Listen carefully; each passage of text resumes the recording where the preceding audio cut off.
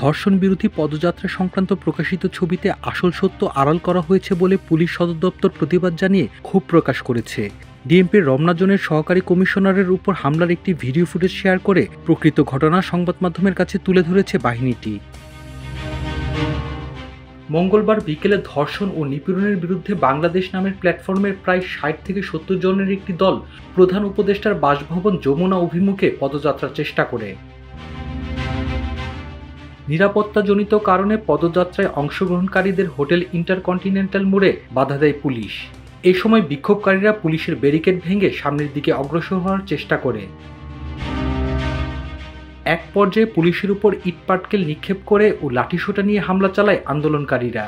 অতর্কিত এই হামলায় ডিএমপির রমনা জোনের সহকারী কমিশনার সহ আহত হন ৬ জন।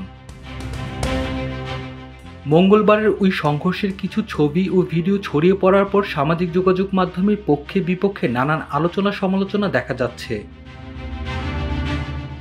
বিভিন্ন মাধ্যমে ছড়িয়ে পড়া ভিডিওতে দেখা যাচ্ছে আন্দোলনকারীদের একজন সাদা পোশাকের পুলিশ কর্মকর্তাকে প্রথমে ঘুষি মারেন। তার সঙ্গে সাদা রঙের জামা পরা তরুণী মারমুখী হয়ে তেড়ে আসেন, হামলাও চালান। এরপর সেই পুলিশ কর্মকর্তা পাল্টা ব্যবস্থা নিলে চারপাশের আন্দোলনকারীরা হামলে পড়ে তার উপর। সকালে রমনা থানার ওসি গোলাম ফারুক জানান, ধর্ষণ বিরোধী পদযাত্রার নামে পুলিশের উপর হামলার ঘটনায় বাংলাদেশ ছাত্র ইউনিয়নের ঢাকা বিশ্ববিদ্যালয় শাখার সভাপতি মেঘ মোল্লার বসু সহ ১২ জনের নামে মামলা হয়েছে। অজ্ঞাতনামা আসামি করা হয়েছে আরও ৭০ থেকে ৮০ জনকে। এদিকে বিক্ষোভকারীদের অভিযোগ, তাদের শান্তিপূর্ণ কর্মসূচিতে পুলিশ অন্যায়ভাবে বাধা দিয়ে লাঠিপেটা করেছে।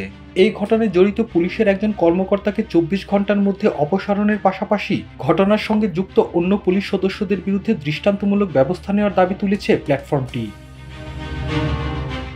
Multimedia desk.